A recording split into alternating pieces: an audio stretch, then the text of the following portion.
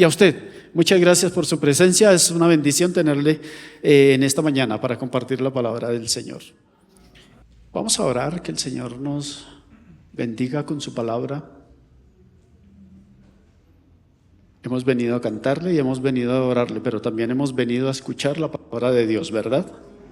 Así que yo le voy a pedir por un momentico, ahí donde está, cierre sus ojos y que usted le pueda decir al Señor: háblame por tu palabra, por favor. Yo necesito de tu evangelio.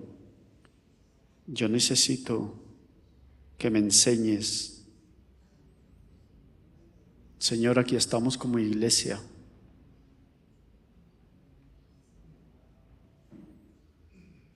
Y anhelamos escuchar tu voz, tu palabra.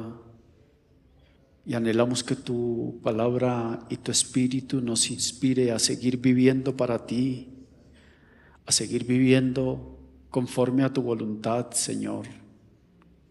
Anhelamos que tu evangelio se haga vivo, se encarne en nuestra realidad y que nosotros podamos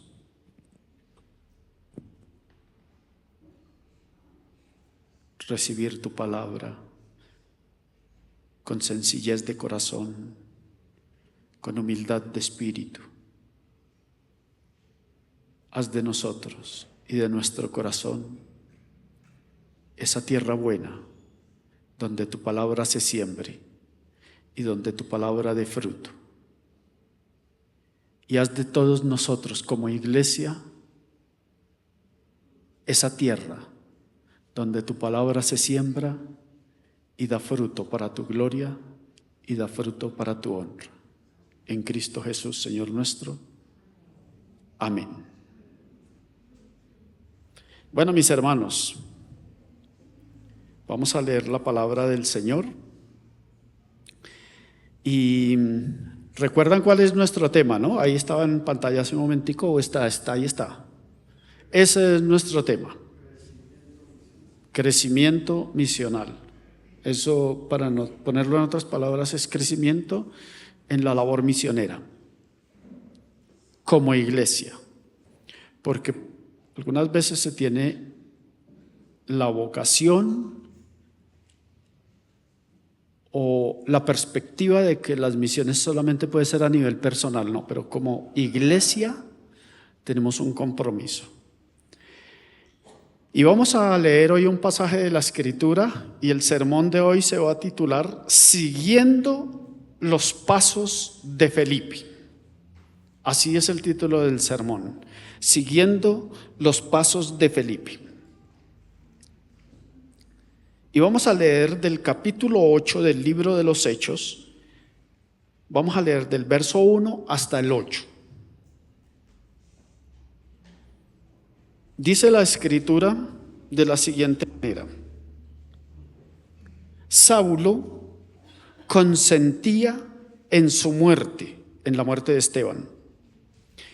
En aquel día hubo una gran persecución contra la iglesia que estaba en Jerusalén, y todos fueron esparcidos por las tierras de Judea y de Samaria, salvo los apóstoles. Y hombres piadosos llevaron a enterrar a Esteban e hicieron gran llanto sobre él. Y Saulo asolaba la iglesia y entrando casa por casa arrastraba a hombres y a mujeres y los entregaba en la cárcel. Pero los que fueron esparcidos iban por todas partes anunciando el evangelio. Entonces Felipe, descendiendo a la ciudad de Samaria, les predicaba a Cristo. Y la gente unánime escuchaba atentamente las cosas que decía Felipe, oyendo y viendo las señales que hacía, porque de muchos que tenían espíritus inmundos salían estos dando grandes voces, y muchos paralíticos y cojos eran sanados. Así que había gran gozo en aquella ciudad. Nos encontramos aproximadamente en el año 35 después de Jesucristo. Hacía unos años había muerto y había resucitado el Señor. Y estamos más o menos hablando aproximadamente del año 35. En la ciudad de Jerusalén, una ciudad capital que ya llevaba, por lo menos en manos de Israel, ya llevaba más de 1000 años como capital, porque fue la ciudad que tomó David. En el tiempo de los jueces, Jerusalén no era la capital de Israel. Cuando conquistaron la tierra prometida y en la época de los jueces, Jerusalén no era capital de Israel. Pero fue solamente David, con su genialidad militar, que logra conquistar Jerusalén, que antes se llamaba Jebús, no se llamaba Jerusalén, se llamaba Jebús. Pero cuando a partir que la toma David, se llama Jerusalén, que significa ciudad de paz, ciudad de justicia. Pero pasa a ser la capital política, la capital militar, la capital económica y la capital religiosa de Israel. Esa, digamos que relativamente es la grandeza que le da David a esa ciudad. Y se constituyó en la ciudad donde más adelantico Salomón, su hijo, construyó el templo, y en el templo se desarrollaba toda la realidad religiosa del país. Bueno, el templo lo destruyó los ejércitos de Nabucodonosor por allá para el 587 antes de Cristo, pero lo volvieron a reconstruir. Y ese que volvieron a reconstruir es el de la época de Cristo. Claro, Herodes el Grande le hizo unos arreglos y algunos embellecimientos, de tal modo que hizo realmente un monumento de templo. Porque Herodes el Grande, sí, fue un gobernador malo, mandaba matar sus esposas, mandaba matar sus hijos, era un tipo despiadado. Pero en cuanto a la arquitectura y en cuanto a todo lo que fue desarrollo urbanístico, diríamos hoy en día, de Jerusalén y de otras ciudades, fue un tipo espectacular. Y embelleció el templo, que todo el mundo que llegaba a Jerusalén quedaba deslumbrado, porque lo había mandado a hacer lo había embellecido con arquitectura greco-romana. Y allí era la efervescencia de la vida religiosa de Israel. Era la sede de los fariseos, era la sede de los saduceos, era la sede del Sanedrín, era la sede donde vivían los sumos sacerdotes. Aunque no vivieran ahí, ahí ejercían todas sus funciones. Y aunque el gobernador Poncio Pilato y otros gobernadores que gobernaron posteriormente no vivían directamente en Jerusalén, porque vivían en Cesarea Marítima, era otra ciudad que había embellecido y había construido Herodes, pero en Jerusalén desarrollaban todas sus funciones. Entonces era el centro del país. Y para esos días, los seguidores de Jesús crecían y crecían y crecían y se estaban multiplicando. Cosa que le disgustó a los religiosos de la época, cosa que le disgustó a los fariseos, cosa que le disgustó a los saduceos, cosa que le disgustó a los sumos sacerdotes, y cosa que enfureció a más de uno, porque el movimiento, porque hasta ahora era un movimiento, el movimiento de Jesús, el movimiento de los seguidores de Jesús. Todavía ni siquiera se llamaban iglesia. Pero eso molestó muchísimo a las autoridades religiosas, como también a las autoridades políticas.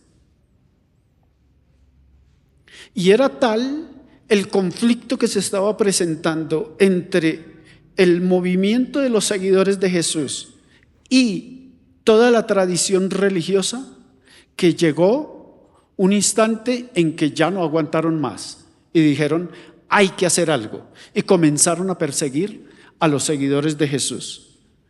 Si los llamamos cristianos, en ese momento no se llamaban cristianos, pero si los llamamos cristianos, igual nos estamos refiriendo a los seguidores de Jesús. Comenzaron a perseguirlos. Y sucedió algo muy grave.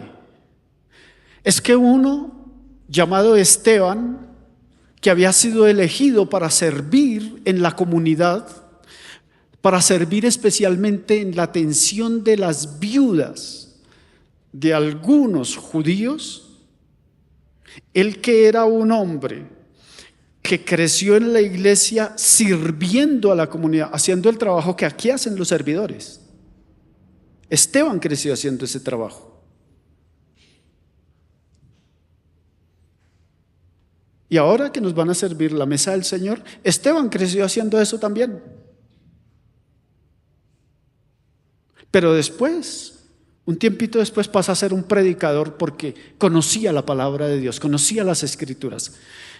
Pero era tanto el enfurecimiento y la rabia que tenían a los seguidores de Jesús que dijeron hay que hacer algo. Y precisamente Esteban cayó en manos de los religiosos por un sermón que dio y lo apedrearon a las afueras de la ciudad. Lo mandaron sacar de la ciudad para que no muriera dentro de la ciudad, pero lo mandaron sacar de la ciudad, y en las afueras de la ciudad rechinaban los dientes de los enemigos de Esteban y de los seguidores de Jesús y ordenaron que lo apedreara porque era una de las formas de morir para entonces, por lapidación, al punto que murió lapidado por los religiosos de la época. Y a partir de ese momento se desató una persecución contra los cristianos. Se desató una persecución contra los seguidores de Jesús. Claro, uno de los promotores de esa persecución era un joven llamado Saulo. ¿Y quién no ha oído hablar de Saulo, al menos dentro del ámbito de la iglesia? Antes de tener el encuentro con Cristo, él era un religioso acérrimo, celoso y fanático de sus creencias. Él dijo en algún momento, en una defensa que presentó después ante un gobernador, dijo: yo era fariseo, celoso de la ley y aventajaba a mis contemporáneos en cuanto al cumplimiento estricto de la ley. O sea, era un tipo así, derechito en cuanto al cumplimiento de la ley. Pero ese fanatismo lo llevó a convertirse en uno de los más terribles perseguidores de los seguidores de Jesús. Y los perseguía porque Saulo no consentía ni concebía que ese Jesús fuera el Mesías prometido, fuera el Salvador del mundo. No lo concebía en su mente. Y por lo tanto, fue uno de los que estuvo en la lapidación de Esteban y autorizó la muerte de Esteban. Y no le bastó con eso,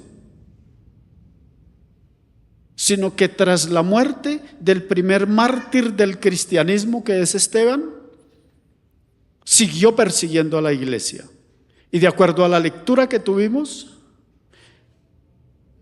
perseguía por todos lados e iba casa por casa aprendiendo a los seguidores de Jesús. ¿Para qué? Para hacerlos maldecir. Porque él mismo lo dice allá en otro testimonio que da al final del libro de los Hechos. Dice: yo los perseguía y los hacía perjurar y los hacía maldecir. Y los torturaba porque no me los soportaba, hasta que los entregaba para que los encarcelaran. O sea, era un hombre con autoridad también. Saulo quien es el mismo Pablo, era un hombre con mucha autoridad.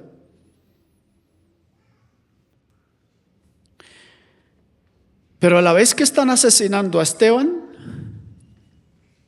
está surgiendo otro personaje.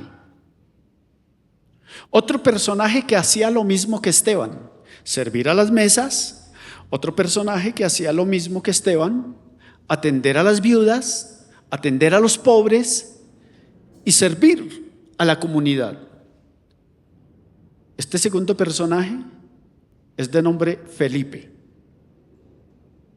No era un apóstol directo del Señor, no, fue alguien que surgió dentro de la comunidad de los primeros seguidores de Jesús. Y este Felipe, igual que la mayoría de los creyentes en Jesús, era tan recia y tan cruel la persecución que no aguantaron de estar en Jerusalén. No soportaron y tuvieron que salir de Jerusalén. Fueron esparcidos. Así lo dice. En aquel día hubo una gran persecución contra la iglesia que estaba en Jerusalén y todos fueron esparcidos. Es decir, la mayoría de los seguidores de Jesús tuvieron que salir de Jerusalén, salvo los apóstoles, dice. Y entre los que salieron salió Felipe. Pero Felipe no salió de turismo. Pero Felipe no salió a darse un descansito en las costas del mar Mediterráneo. Felipe salió primero en medio de una terrible persecución de la ciudad de Jerusalén y comenzó a predicar en unas ciudades que quedan al norte de Jerusalén, entre ellas Samaria. Samaria, que era una gran capital también histórica. Era una ciudad que tenía por lo menos 800 años de historia. Tenía más historia que lo que hasta el día de hoy tiene Bogotá. Sí, porque Bogotá, ¿cuántos años de historia tiene? Estamos sobre 500 años. Samaria tenía por lo menos 800 años de historia. Casi nos doblaba en historia. Y para allá se fue Felipe. Pero Felipe iba con una misión. O sea, no solamente Felipe, todos los que salieron comenzaron a predicar. Solamente que aquí nos narra un acontecimiento en la persona de Felipe. Y todos salieron con la claridad de que van con una misión.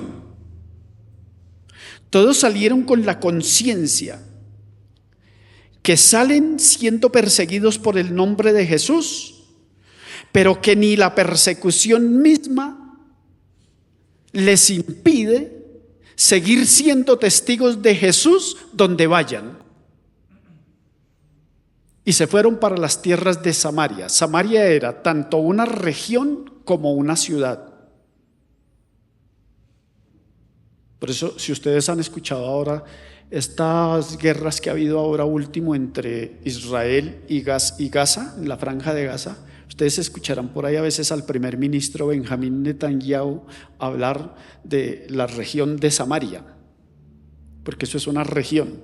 Pero en esa época, la capital más importante de toda la región de Samaria era la ciudad de Samaria también, era una ciudad, tanto región como ciudad.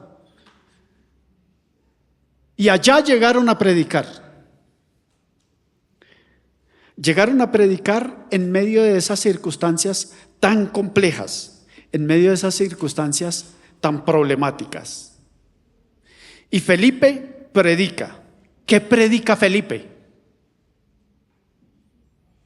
Porque hoy en día hay muchos predicadores, pero ¿todos los predicadores predican estrictamente el evangelio de nuestro Señor Jesucristo?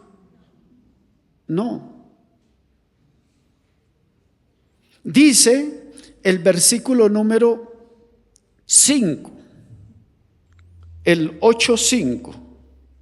Entonces Felipe, descendiendo a la ciudad de Samaria, ¿les predicaba qué? A Cristo. Felipe tenía claro qué y quién es el centro de la predicación.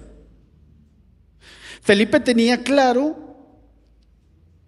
qué es aquello que debe hacer los seguidores de Jesús, lo que deben hacer los seguidores de Jesús: predicar a Cristo, predicar el Evangelio, predicar a aquel que nació en el pesebre, que murió en la cruz, pero que resucitó de los muertos. Él lo tenía claro, y por eso fue a predicar a Cristo y nada más que a Cristo. Porque sabía que en Cristo estaba la salvación, porque sabía que en Cristo estaba la redención, porque sabía que ese Cristo era el Mesías prometido a Israel y al mundo entero. Y por eso estaba comprometido.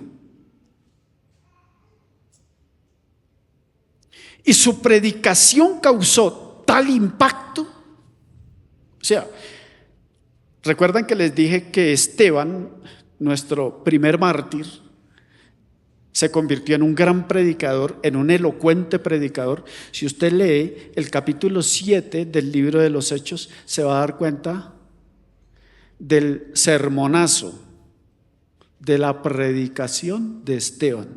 Es una larga y escriturística predicación, es decir, una predicación que se basó en las escrituras, pero que proclamó a Jesús como el Salvador. Y que le hizo ver aún a los religiosos más fanáticos que ese que ellos habían matado era el Redentor de Israel, era el Mesías prometido.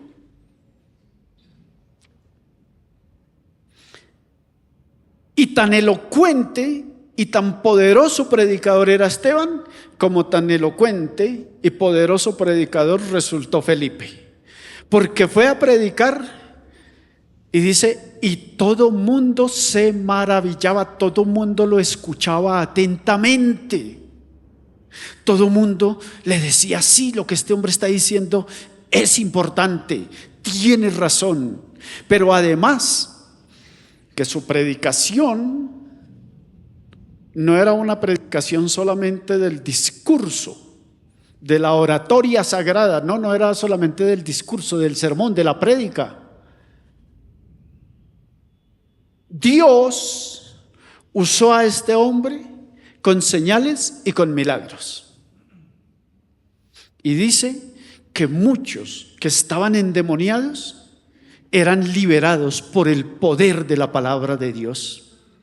Y dice que muchos que estaban enfermos, que estaban cojos, que estaban paralíticos, eran restaurados físicamente. Y allí Dios estaba operando su gloria a través de la proclamación del Evangelio, a través del anuncio de la palabra de Dios.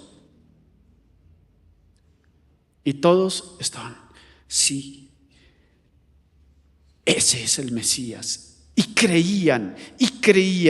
Y ahora ya no es solamente Jerusalén, la ciudad que está conmocionada con los seguidores de Jesús. Ahora también Samaria, otra importante ciudad, se conmociona por el anuncio del Evangelio. Eso a nosotros nos gusta. Que nos digan, no, la gloria al Evangelio. Sanos, liberados, sí, eso está bien. Pero ¿en qué condiciones fue a predicar Felipe? ¿Qué condiciones estaba viviendo él y el grupo de creyentes que salieron a seguir predicando? Y eso es lo primero que quiero que tengamos en cuenta. La misión, la tarea misionera se hace en medio de la crisis. No vamos a pensar que porque hay crisis entonces la iglesia no debe hacer la misión. Es en medio de la crisis que Felipe continúa predicando. Es en medio de la persecución que Felipe asume la responsabilidad de ser un evangelista. Es en medio de la persecución, de la crisis, de la angustia, del llanto, Porque no vamos a creer que los cristianos allá salieron todos cantando muy victoriosos con brazos levantados y diciendo: nos están persiguiendo, nos están castigando. Pero no, ellos también sufrían, ellos también lloraban, ellos también padecían el dolor en su carne, en su espíritu, la angustia de saber que están siendo perseguidos y de que corren el riesgo que los maten. Pero con todo y eso, dijeron: hay que seguir predicando. Y por eso, y en este momento hablo como iglesia, si bien a nivel personal, pero como iglesia, iglesia cristiana, discípulos de Cristo en Bosa, la misión se hace aún en medio de la crisis. Pero no vayamos a creer que es que la crisis es solamente la persecución. No. Algunas veces la iglesia tiene crisis económica. O es que vamos a creer que es que la iglesia siempre está boyante, abundante, con cuentas bancarias que le sobran.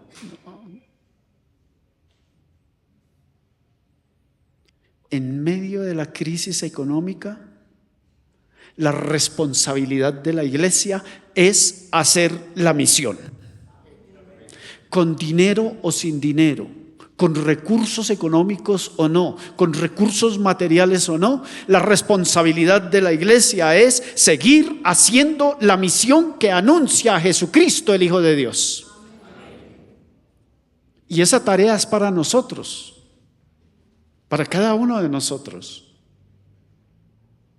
Es responsabilidad nuestra. Es responsabilidad que como iglesia sepamos cuál es nuestra tarea misionera. Porque la iglesia como característica natural, la iglesia como característica propia, nació siendo misionera, la iglesia ha vivido siendo misionera y la iglesia seguirá viviendo en la historia siendo misionera, porque la misión que Cristo dejó a la iglesia, la misión natural, la misión por encima de todo es: vayan y prediquen hasta lo último de la tierra. Y vayan y prediquen en el siglo XXI y en el siglo XXII y hasta el día en que Jesucristo venga.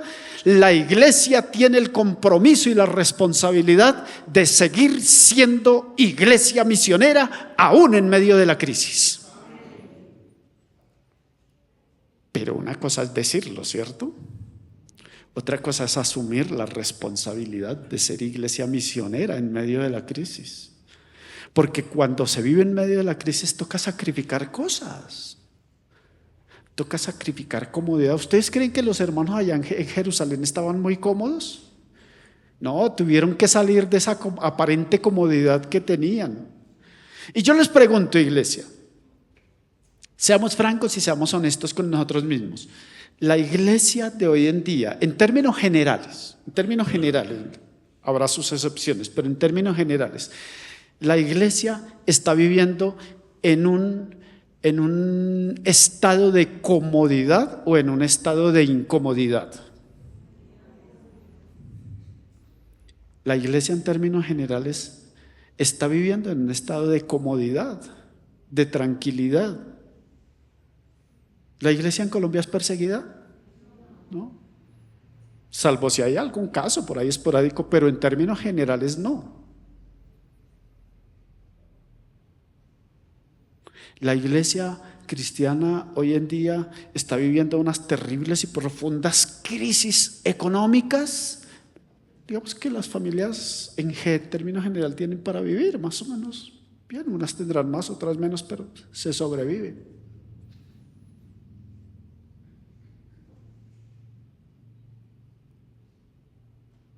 La iglesia hoy vive una relativa comodidad.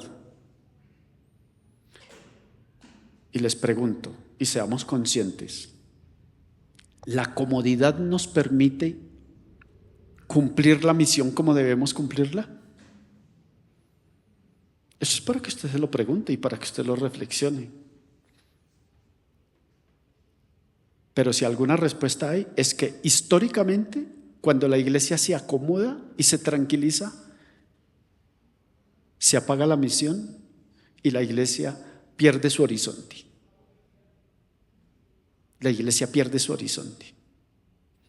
Cuando la iglesia como que dice, ay, ya estamos viviendo un momento de tranquilidad, de paz, de abundancia, de regocijo, estamos tan bien, tenemos propiedades, tenemos tecnología, tenemos... Cuando la iglesia como que se siente cómoda, hasta ahí.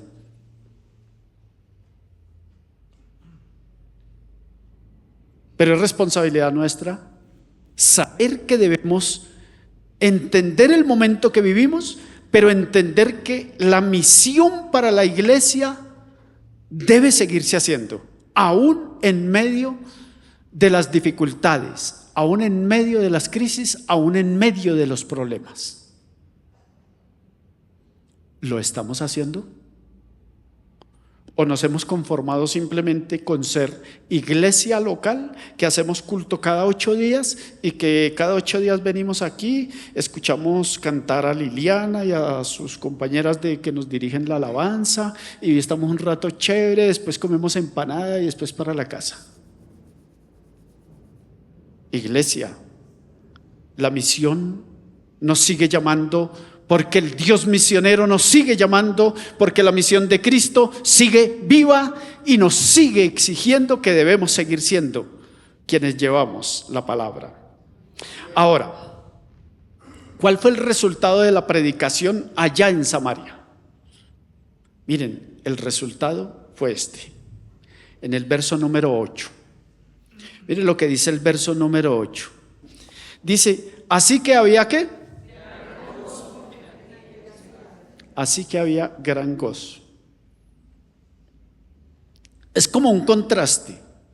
En medio de la persecución, en medio de la tribulación, pero hay gran gozo en la otra ciudad. ¿Por qué? Porque el evangelio, donde llega el evangelio transforma el corazón del ser humano.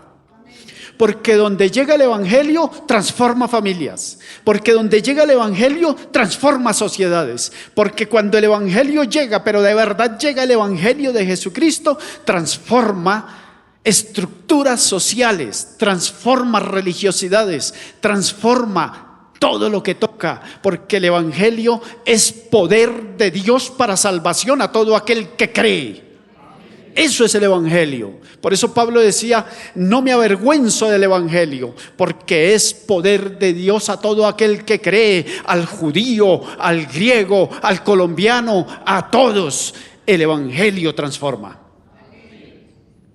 Y si el evangelio no transforma, usted mismo es testimonio del evangelio. ¿Lo ha transformado o no lo ha transformado?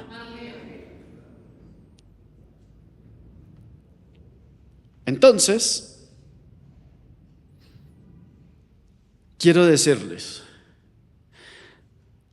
hay muchas familias, hay muchas personas, hay ciudades, hay pueblos que necesitan que llegue el poder del evangelio para que transforme su luto, su tristeza, su fracaso, lo transforme en el poder del Espíritu Santo, lo transforme en gozo, en alegría, en esperanza y en confianza en Dios.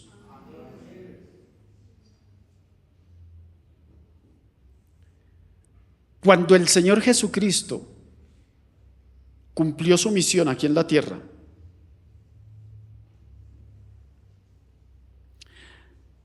siempre que el Señor Jesucristo se encontró con alguien, ese alguien salió siendo diferente. Ese alguien, hombre o mujer, fueron transformados por el poder del evangelio y recibieron la alegría del evangelio. Desde que Cristo, desde que se hace el anuncio que Cristo va a nacer, El anuncio fue totalmente diferente. Gloria a Dios en las alturas, en la tierra paz, alegría, gozo para todos los hombres.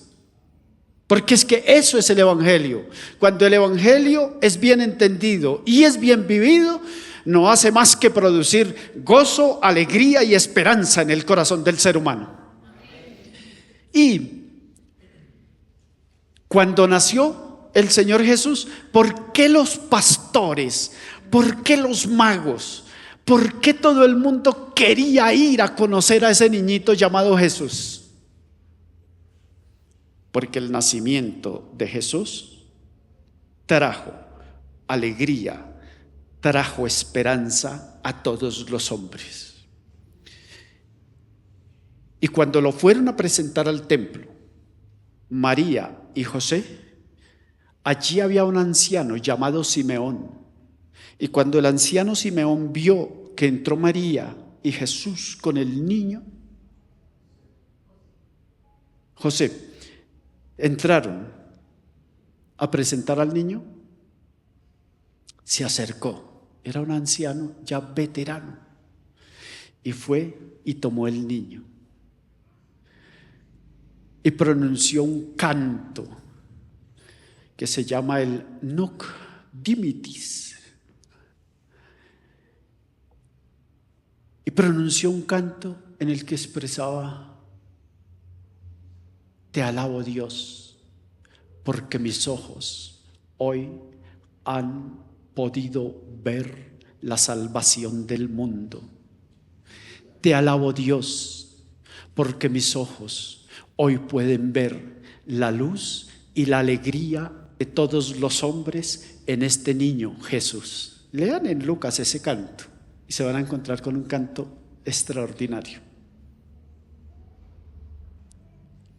Y cuando el evangelista anuncia el comienzo del ministerio de Jesús, les estoy hablando de Mateo capítulo 4, cuando el evangelista anuncia el comienzo del ministerio de Jesús, dice que Jesús recorría las tierras de Neftalí y de Zabulón para que se cumpliera la escritura que dice: tierra de Zabulón, tierra de Neftalí, pueblos que habitaban en tinieblas, pueblos que habitaban asentados en sombras de muerte, hoy en Cristo la luz les resplandece, la alegría y la salvación les resplandece, porque Jesucristo ha llegado al mundo. Todo lo que significa la presencia de Jesucristo es alegría, es gozo. De hecho, el mismo nombre, Evangelio de Jesucristo, el mismo término evangelio significa buena y alegre noticia para todos los hombres. Y yo le pregunto, ¿el evangelio le ha traído alegría o no? ¿Le ha traído esperanza o no? ¿Le ha traído consuelo o no? Pues afuera hay muchos que están esperando ese mismo consuelo, esa misma esperanza. Afuera hay muchos que están llamando a gritos: necesito algo que transforme mi vida. ¿O acaso no nos damos cuenta cómo la juventud se está perdiendo en vicios, en conductas, en ideologías, en sinsentidos?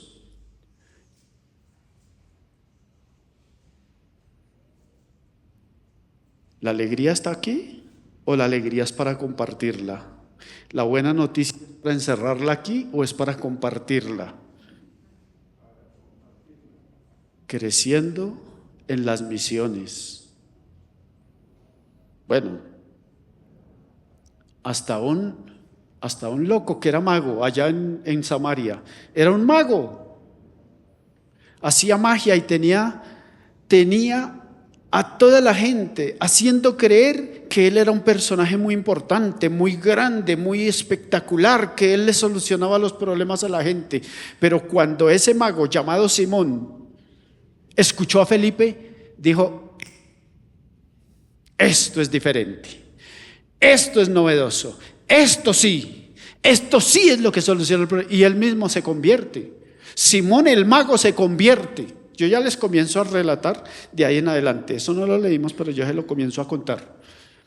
Eso, el mensaje de Felipe hizo que este hombre se convirtiera. Era un mago que dice que tenía a toda la gente haciéndola creer que él era la respuesta, que él era la salvación, que él era el que hacía los grandes prodigios. Y dice, y toda la ciudad lo seguía y toda la ciudad lo atendía. Pero cuando llegó Felipe, las cosas cambiaron. Las cosas cambiaron.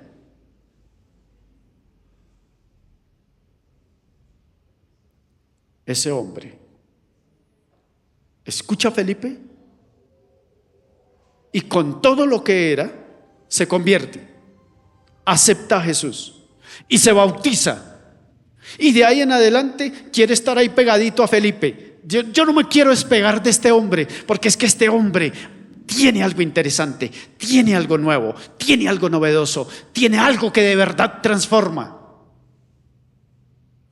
Ojalá así dijeran de nuestras iglesias, de todas las iglesias cristianas. Es que yo no quiero ir, no quiero despegarme, porque es que esa iglesia tiene algo bueno, algo novedoso, algo que realmente transforma, algo que realmente vivifica. Yo quiero estar siempre ahí, porque es que ahí hay un mensaje que de verdad bendice mi vida.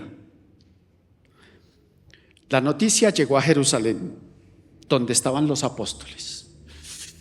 Pero ¿saben lo que está pasando en Samaria? ¿Pero saben lo que está pasando en esa gran ciudad? Que también cientos están siguiendo a Jesús. ¿Cómo así?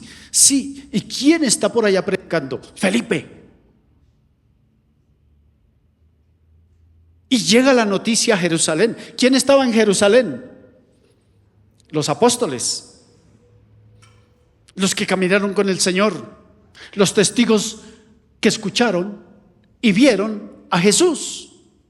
Dijeron, hay que ir. Inmediatamente fueron a Jerusalén, a Samaria. De Jerusalén se desplazan a Samaria. Se van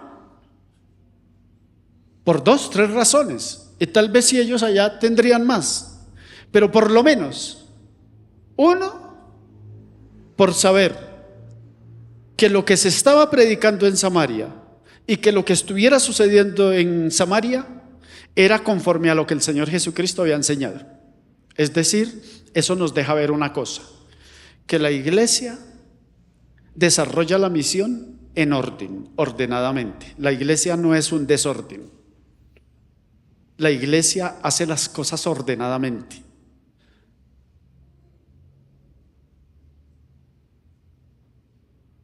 Porque no solamente en Samaria, sino en otros lugares, los apóstoles siempre estuvieron. Cuando Pablo estaba en Antioquía, allá en el capítulo 11, dice, cuando en Antioquía la iglesia creció y la iglesia también comenzó a desarrollarse en dones y en ministerios, dice, enviaron a Bernabé. Los apóstoles enviaron a Bernabé para verificar que todo estuviera en orden. Ahora aquí vuelven a enviar a los apóstoles mismos. Ellos mismos van, en este caso Pedro y Juan. Y van con la intención de que todo estuviera en orden y que todo fuera conforme al proceso que Jesús había enseñado y que los apóstoles estaban respaldando. En ese sentido hay orden, y la iglesia hace las cosas ordenadamente, no desordenadamente. La iglesia no es una institución o un cuerpo que obra a la topa tolondra, como decimos, a la loca o ahí improvisadamente. No.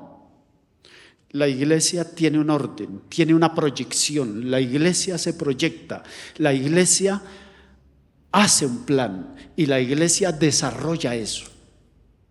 Eso es la misión. Y los enviaron. Y segundo, porque también querían comprobar que las cosas marcharan bien en aspectos doctrinales. El asunto es que llegan y encuentran que están creyendo y son bautizados, pero no habían recibido el Espíritu Santo. Ahí lo dice. Y preguntaron.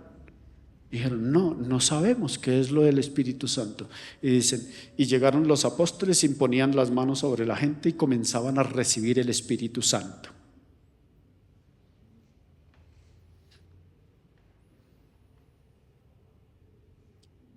¿Qué significa todo esto? Todo esto significa que ni la iglesia puede actuar al margen del Espíritu, ni las misiones se hacen al margen del Espíritu. La obra misionera también ahí está dirigiendo y obrando el poder de Dios a través del Espíritu Santo. Y si como iglesia pretendemos ser iglesia misionera, cumplir una misión, debemos saber y entender que el Espíritu de Dios es rector en la proclamación del Evangelio, es rector en el anuncio y el desarrollo de la proclamación del Evangelio, que no solamente la iglesia se hace hacia adentro, la iglesia se hace también hacia afuera, pero en ese hacerse hacia adentro están los dones del Espíritu para edificación de la comunidad, pero en ese hacerse hacia afuera está el Espíritu dirigiendo y dando poder para que el nombre de Jesucristo sea dado a conocer a todos los hombres.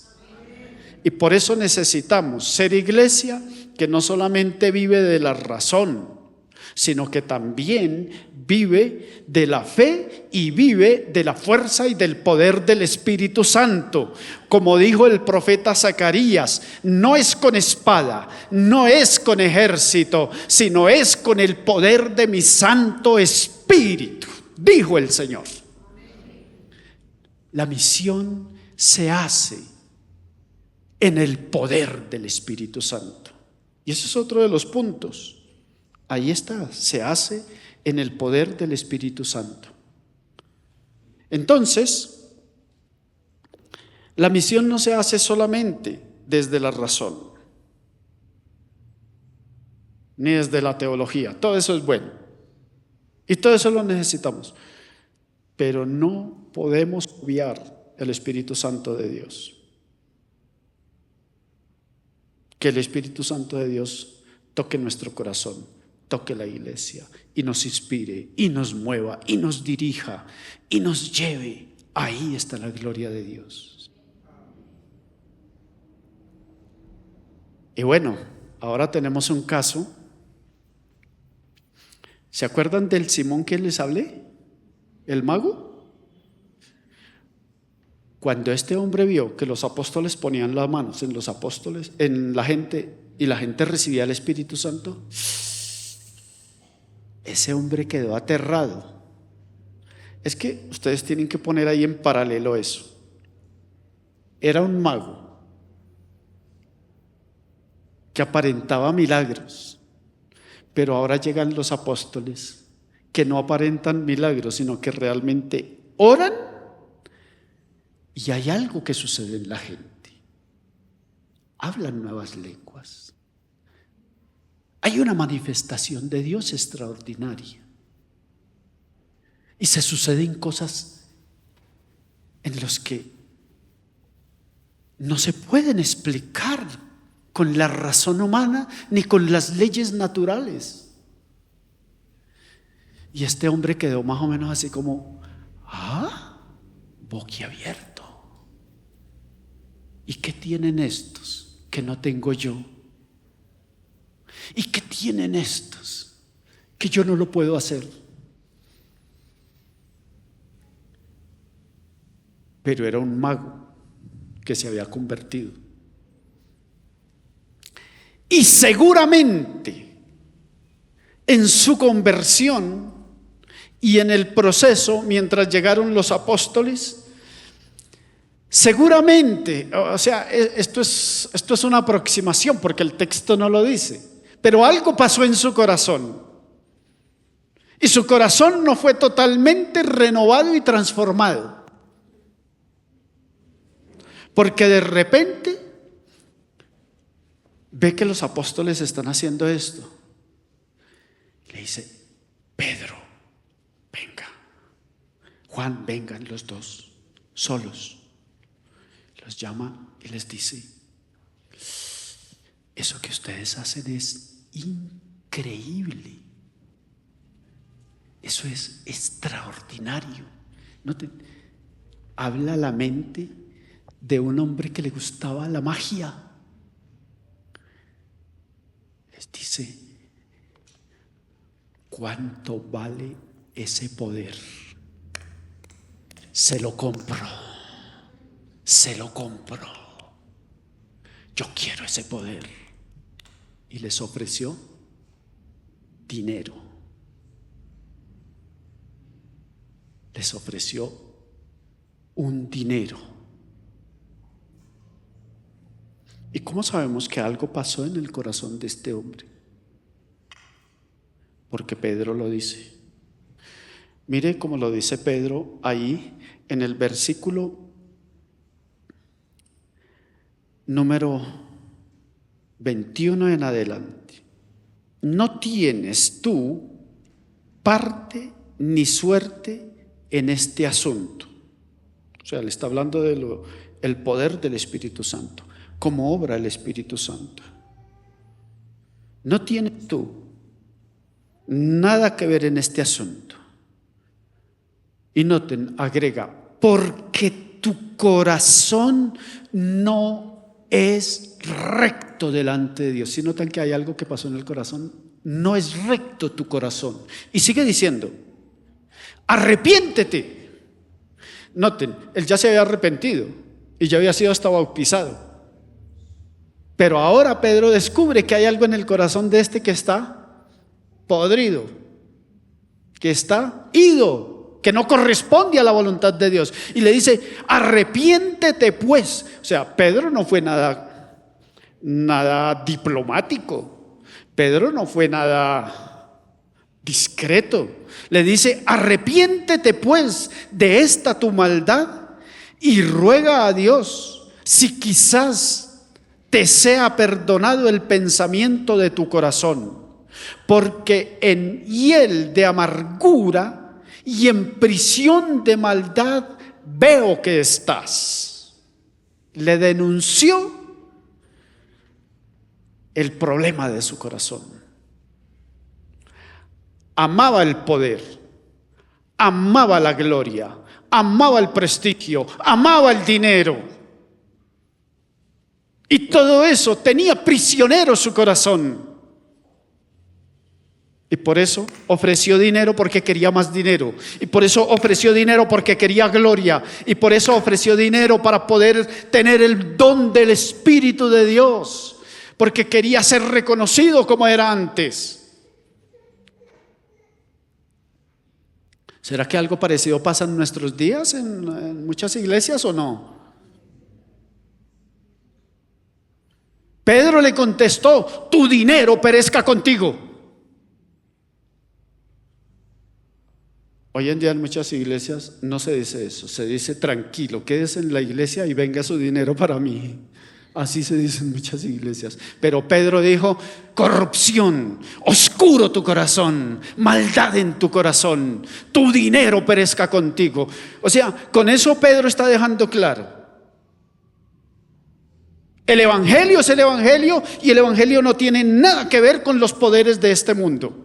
El evangelio es el evangelio, Jesucristo es Jesucristo y Jesucristo no tiene nada que ver con los poderes de este mundo porque Él es Dios y Él es claro en aquello que exige del ser humano. Y Él exige el corazón pleno y completo. Dame, hijo mío, tu corazón.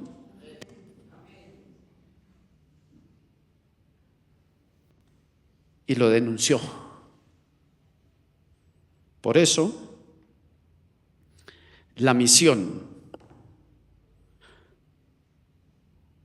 transforma los corazones más oscuros y más tenebrosos que haya.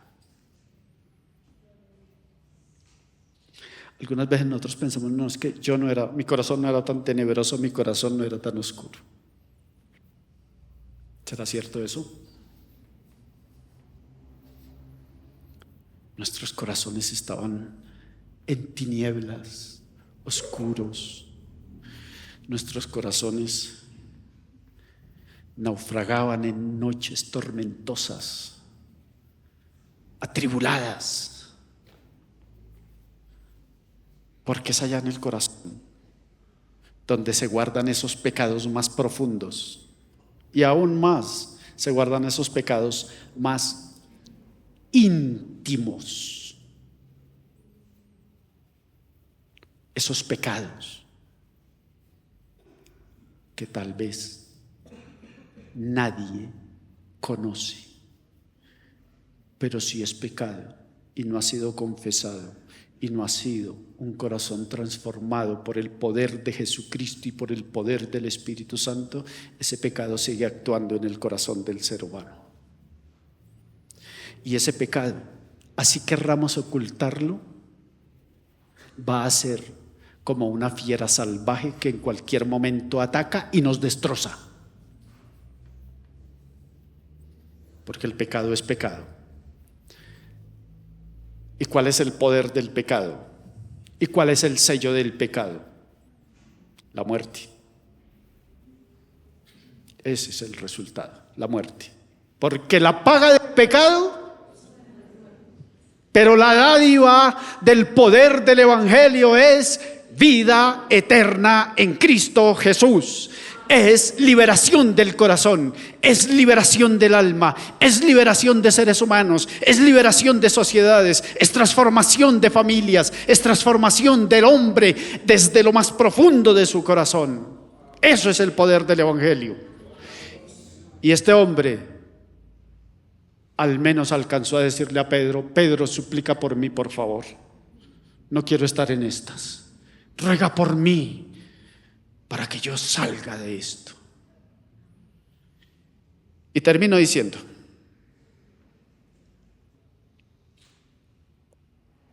para leer el último verso, si por favor me ayudan con el verso 25. Después de haber testificado y proclamado la palabra de Dios, ellos volvieron a Jerusalén. ¿Quiénes son ellos? Volvieron a Jerusalén. Los apóstoles. Y en muchas poblaciones de los samaritanos, ¿qué? Miren, los apóstoles regresan, pero siguen predicando el evangelio en muchas ciudades. ¿Y ustedes qué creen que hizo Felipe? Ya se cruzó de brazos y se echó a dormir porque entonces ya se hizo la obra. Felipe y todos los otros que habían oído siguieron predicando el evangelio, porque el último punto, la misión no claudica, la misión sigue. Cuando pensamos que ya tenemos la gloria y que ya hasta llegaron los apóstoles, aprobaron, y cuando ya toda esta ciudad se conmovió y cuando ya hasta el mago se le dio su buena lección, la misión no claudica, la misión sigue, la responsabilidad sigue. Y quiero decirles, iglesia, la misión para nosotros, preguntémonos seriamente, ¿la misión para nosotros comienza o continúa? ¿Ya hemos comenzado a hacer la misión como debemos hacerla? ¿Ya hemos comenzado a hacer la misión como debemos hacerla?